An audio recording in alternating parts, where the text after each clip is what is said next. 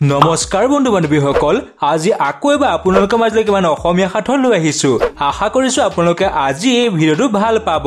আজি এক নম্বৰ সাঁথৰটো হৈছে ছোৱালী এগৰাকীৰ এনেকুৱা কি বস্তু আছে যিটো খাবও পাৰি লগতে পিন্ধিবও পাৰি বন্ধু বান্ধৱীসকল ভাবকচোন উত্তৰটো কি হ'ব পাৰে বাৰু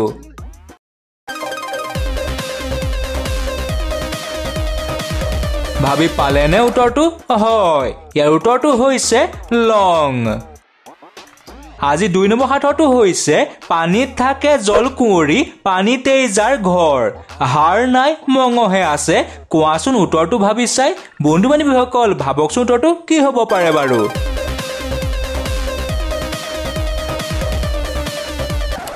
হয় আপোনালোকে হবাটোৱে ইয়াৰ উত্তৰটো হৈছে যোগ আজি 3 নম্বৰ সাঁথৰটো হৈছে তোমাৰো বাই মোৰো বাই জগতৰ সকলোৰে বাই কোৱাচোন উত্তৰটো অলপমান ভাবি চাই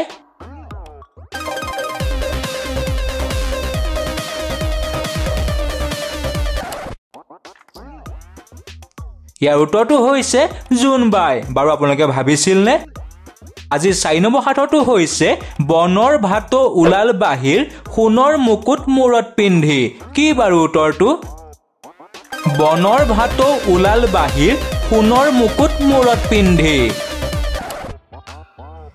ইয়াৰ উত্তৰটো হৈছে মাটি কঁঠাল আজি 5 নম্বৰ সাঁথৰটো হৈছে আপোনালোকে কওকচোন বেংক আৰু গছৰ মাজত এনেকুৱা কি মিল আছে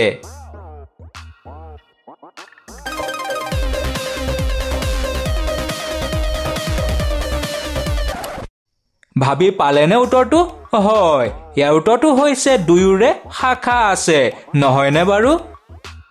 6 নম্বৰ সাঁথৰটো হৈছে এনেকুৱা কি পানী মানুহে নাখায় কিন্তু মুখত লগাব পাৰি এনেকুৱা কি পানী যি মানুহে নাখায় কিন্তু মুখত লগাব পাৰি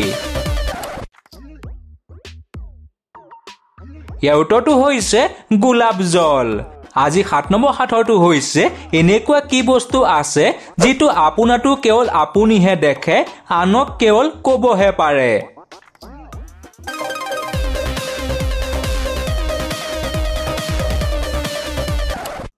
ভাবি পালেনে উত্তৰটো হয় ইয়াৰ উত্তৰটো হৈছে আপোনাৰ সপোন 8 নম্বৰ সাঁথৰটো হৈছে এনেকুৱা কি বস্তু আছে যিটো জুখিব নোৱাৰি কেৱল অনুভৱে কৰিব পাৰি কি বাৰু উত্তৰটো কোৱাচোন ভাবি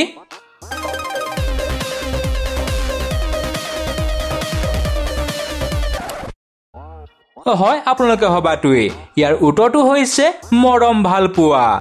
আজি 9 নম্বৰ সাঁথৰটো হৈছে কি বস্তু ঠাণ্ডাৰ দিনত সৰু হৈ যায় এনেকুৱা কি বস্তু আছে যেটো ঠাণ্ডাৰ দিনত সৰু হৈ যায় বন্ধু বান্ধৱীসকল আমাৰ চেনেলটো সাবস্ক্ৰাইব আৰু ভিডিওটো লাইক কৰি দিব ধন্যবাদ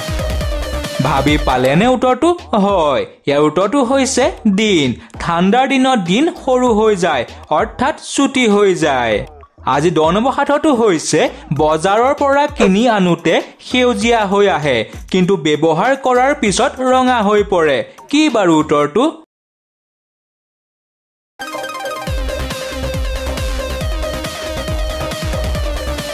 হয় আপোনালোকে হবাটোৱে ইয়াৰ উত্তৰটো জেতুকা মেহেন্দি